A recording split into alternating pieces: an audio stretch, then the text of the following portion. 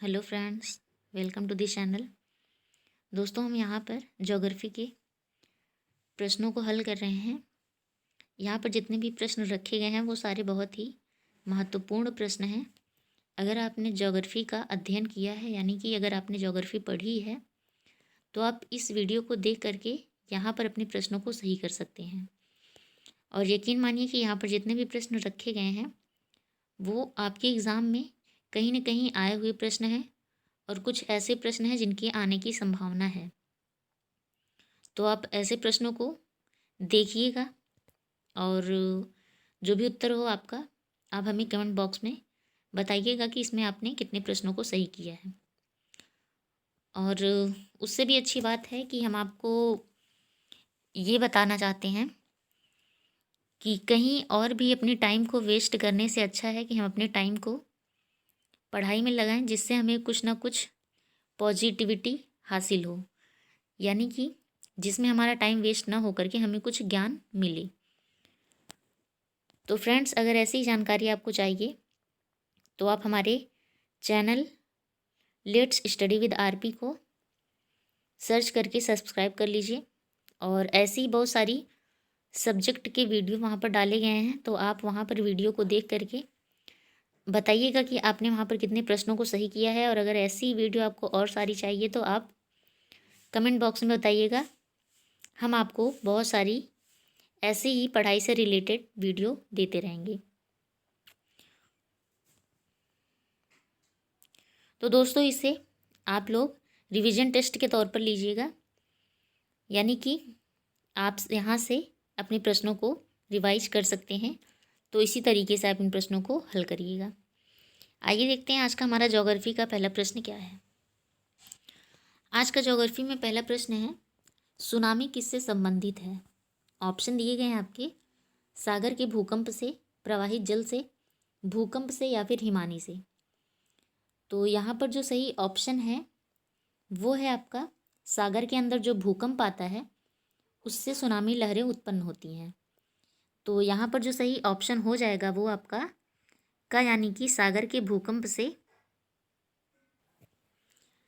का वाला ऑप्शन आपका बिल्कुल सही है, यानी कि ये वाला ऑप्शन आपका बिल्कुल सही हो जाएगा। आइए देखते हैं अगला प्रश्न। अगला प्रश्न दिया है, अब सॉरी फ्रेंड्स, यहाँ पर जो है आपका प्रश्न थोड़ा सा गलत हो गया। यहाँ पर होना चाहिए, अपतट रोधक का निर्माण कहाँ पर होता है। ऑप्शन दिए गए हैं, तट पर, तट से दूर, सागरीय जल के समीप, या फिर तट के नज़दीक। तो यहाँ पर जो सही आंसर है वो है आपका का, यानी कि तट पर आपका सही ऑप्शन हो जाएगा। अगला प्रश्न है, विश्व की 75% ज्वालामुखी किस पेटी में पाए जाते हैं। ऑप्शन आपके दिए गए हैं, हिंद महासागरीय पेटी, अटलांटिक महासागर पेटी, भूमध्य सागर की पेटी, या फिर परिप्रशांत महासागरीय पेटी। तो यहाँ पर जो सही ऑप्शन है वो है आपका परिप्रशांत महासागरीय पेटी, यानी कि घ वाला ऑप्शन जो है आपका बिल्कुल सही ऑप्शन है। आइए अगला प्रश्न देखते हैं। अगला प्रश्न दिया है, इनमें से किस पेटी को अग्निवृत्त कहा जाता है। ऑप्शन दिए गए हैं, अटलांटिक महासागर की पेटी, परिप्रशांत महासागरीय पेटी, हिंद महासागर की पेटी, या फिर मध्य सागरीय पेटी। तो यहाँ पर जो सही ऑप्शन है वो है आपका ख ऑप्शन, यानी कि परिप्रशांत महासागरीय पेटी। इसे अग्निवृत्त के नाम से भी जाना जाता है। अगला प्रश्न है, जहाँ से भूकंप लहरें, यानी कि जो भूकंपीय लहरें होती हैं वो कहाँ से उत्पन्न होती हैं और उस स्थान को क्या कहा जाता है। तो आपने देखे होंगे कि ऐसे प्रश्न एग्जाम में बहुत ही पूछे जाते हैं। ऑप्शन आप देख लीजिएगा। इसका ऑप्शन है अधिकेंद्र, उत्पत्ति क्षेत्र, उद्गम क्षेत्र, या फिर छाया क्षेत्र। तो यहाँ पर जो सही ऑप्शन है वो है आपका उद्गम क्षेत्र, यानी कि ग वाला ऑप्शन आपका बिल्कुल सही ऑप्शन है। ठीक, अगला प्रश्न है, कंटकों, शिखरों तथा घाटियों से युक्त पहाड़ियों का लंबा क्रम क्या कहलाता है। ऑप्शन आपके दिए गए हैं, पर्वत तंत्र, पर्वत श्रृंखला, पर्वत श्रेणी, या फिर पर्वत समूह। आपको बताना इसमें सही ऑप्शन कौन सा है। तो कंटकों, शिखरों और घाटियों से युक्त जो पहाड़ियाँ होती हैं और उनका जो लंबा एक क्रम होता है उसे हम पर्वत श्रेणी के नाम से जानते हैं, यानी कि यहाँ पर जो सही ऑप्शन है वो है आपका ग। ठीक, अगला प्रश्न है ओजोन परत वायुमंडल के किस स्तर पर पाया जाता है। ऑप्शन दिए गए हैं क्षोभ मंडल, मध्य मंडल, समताप मंडल और आयन मंडल। हम जानते हैं कि ओजोन मंडल जो है सूर्य से जो आने वाली हानिकारक किरणें होती हैं उन्हें हम तक पहुंचने से रोकता है। तो ओजोन परत का हमारे जीवन में बहुत ही अधिक महत्व रहा है। ये पूछ रहा है कि किस वायुमंडल परत में यह पाया जाता है। कौन सा मंडल? ओजोन मंडल। तो यहाँ पर जो सही ऑप्शन है वो आपका गव है, यानी कि ग वाला ऑप्शन आपका बिल्कुल सही है, समताप मंडल। और इसके साथ ही आपको बता दें कि क्षोभ मंडल को ट्रोपोस्फियर, समताप मंडल को स्ट्रेटोस्फियर, मध्य मंडल को मीसोस्फियर और आयन मंडल को आयनोस्फियर के नाम से भी जानते हैं। तो कभी कभी क्या होता है कि इंग्लिश का जो स्ट्रक्चर रहता है, यानी कि उसका जो प्रोनाउंसिएशन रहता है, वही यहाँ पे रख देते हैं और ये हिंदी का नाम हटा देते हैं। तो अगर आप इसे याद किए रहेंगे तो कभी भी आपको कन्फ्यूजन नहीं होगी। आइए देखते हैं अगला प्रश्न। अगला प्रश्न है आपका तापमान की स्थिरता वायुमंडल की किस परत में पाई जाती है। ऑप्शन दिए गए हैं समताप मंडल, क्षोभ मंडल, आयन मंडल या फिर वायुमंडल। तो यहाँ पर जो सही ऑप्शन है आपका, यहाँ पूछ रहा है तापमान की स्थिरता वायुमंडल की किस परत में पाई जाती है। तो यहाँ पर सही ऑप्शन है आपका समताप मंडल। अभी हमने पीछे बताया कि समताप मंडल को किस नाम से जानते हैं, तो स्ट्रेटोस्फियर के नाम से भी जानते हैं।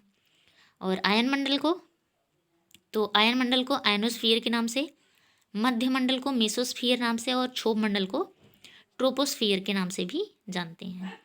तो यहाँ पर जो तापमान की स्थिरता का ऑप्शन था वहाँ पर आपका कौन सा सही है, का वाला, यानी कि समताप मंडल आपका बिल्कुल सही ऑप्शन। अगला प्रश्न है जल वाष्प को जल में परिवर्तित करने की क्रिया किससे कहते हैं या फिर क्या कहलाती है।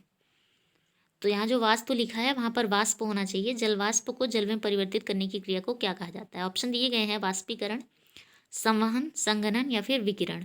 तो यहाँ पर जो सही ऑप्शन है वो है आपका संघनन, यानी कि ग वाला ऑप्शन आपका बिल्कुल सही है। जल वाष्प को जल में परिवर्तित करता है उसे संघनन के नाम से जाना जाता है। अगला प्रश्न है ऑस्ट्रेलिया में सबसे लंबा दिन होता है कब। ऑप्शन दिए गए हैं 21 जून, 22 मार्च, 22 दिसंबर या फिर 22 सितंबर। तो यहाँ पर जो सही ऑप्शन है वो आपका 22 दिसंबर है, यानी कि ग वाला ऑप्शन आपका बिल्कुल सही है। और 22 दिसंबर को कहाँ पर सबसे लंबा दिन होता है, तो ऑस्ट्रेलिया में। अगला प्रश्न देखिए आप। अगला प्रश्न जलवाष्प की मात्रा पर सबसे अधिक प्रभाव किसका पड़ता है। ऑप्शन दिए गए हैं तापमान का, वायु का, वर्षा का या फिर इनमें से कोई नहीं। तो जलवाष्प की जो मात्रा है उसका सबसे अधिक प्रभाव तापमान का पड़ता है, यानी कि यहाँ पर का वाला ऑप्शन आपका बिल्कुल सही है। अगला प्रश्न है समुद्र तल से उठने पर तापमान में क्या होता है। ऑप्शन दिए गए हैं तापमान एक स्थापित दर से घटता बढ़ता है, तापमान घटता है, तापमान बढ़ता है या फिर सामान्य रहता है। तो यहाँ पर जो सही ऑप्शन है वो है आपका ख वाला, यानी कि तापमान जो है यहाँ पर घटता है। समुद्र तल से ऊपर उठने पर तापमान में जो परिवर्तन होता है वह तापमान में घटने का परिवर्तन होता है। अगला प्रश्न दिया है पूरे साल एक दिशा में प्रवाहित होने वाली पवनें क्या कहलाती हैं। पूरे साल एक दिशा में प्रवाहित होने वाली या बहने वाली पवनें क्या कहलाती हैं। ऑप्शन दिया है ध्रुवीय पवनें, सामयिक पवनें, स्थानीय पवनें या फिर सनातनी पवनें। तो यहाँ पर जो सही ऑप्शन है वो है आपका सनातनी पवनें, यानी कि घ वाला ऑप्शन आपका बिल्कुल सही है। अगला प्रश्न है अस्थाई पवन कौन सा है। ऑप्शन दिए गए हैं स्थल समीर, मानसून, सिंधु समीर या फिर पछुआ पवन। तो यहाँ पर जो सही ऑप्शन है अस्थाई पवन का वो है पछुआ पवन, यानी कि घ वाला ऑप्शन आपका बिल्कुल सही है। अगला प्रश्न है अत्यधिक वर्षा प्रदान करने वाले मेघ कौन से हैं, यानी कि जिस मेघ से, यानी कि जिस बादल से सबसे अधिक वर्षा होती है वह कौन सा बादल है।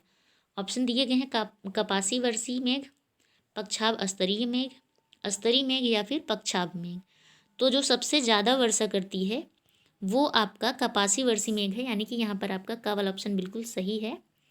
यह ऐसा बादल है जो अधिक वर्षा करता है।